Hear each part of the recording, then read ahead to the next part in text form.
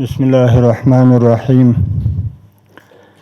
نحمده ونصلي على رسوله الكريم وعلى آله وأصحابه أجمعين أما بعد فأعوذ بالله من الشيطان الرجيم بسم الله الرحمن الرحيم د افغانستان د رسنیو قدرمنو استازو او په تالار کې ناستو ټولو مېلمنو ته السلام علیکم ورحمت الله وبرکاته.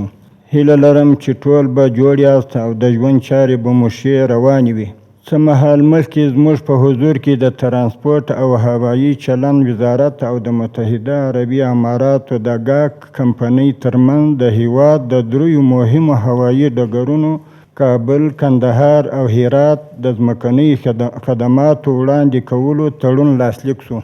د هیواد اقتصادي پیاوړتیا د افغانستان اسلامي امارت یو مهم لومړیتوب دی او دغه تړون په همدې هدف لاسلیک شوی و چې په نتیجه کې یې افغانستان ته ځینې نړیوال پروازونه پیل شول او تر یوې اندازې یې د هیواد پر تجارت او اقتصادي وده مثبت تاثیر درلود. الحمدلله په دې برخه کې د پام وړ پرمختګونه شوي.